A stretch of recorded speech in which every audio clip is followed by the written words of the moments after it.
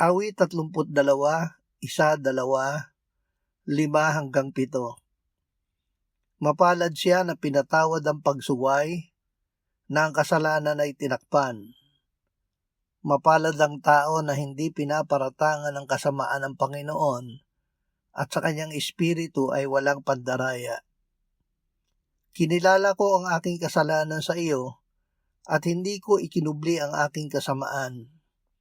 Aking sinabi, ipahahayag ko ang aking paglabag sa Panginoon at yung ipinatawad ang bigat ng aking kasalanan. Kaya't ang bawat isang banal ay manalangin sa iyo. Sa panahong matatagpuan ka, tunay na sa pagragasa ng malaking tubig, siya hindi nila aabutan. Ikaw ang aking dakong kublihan. Iniingatan mo ako sa kaguluhan. Pinalibutan mo ako ng mga awit ng kaligtasan. Ang katuwiran ni Kristo ay regalong bigay sa atin.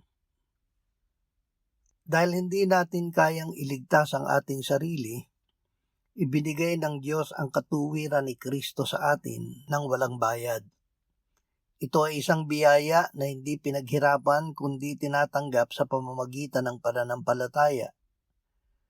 Sa madaling salita, ang katuwiran ni Kristo ang ibinibilang sa atin upang tayo ay maituring ng Diyos na matuwid. Para sa ating kapakanan, ginawa ng Diyos na may kasalanan si Kristo na hindi nakakilala ng kasalanan upang sa Kanya tayo'y maging katuwiran ng Diyos.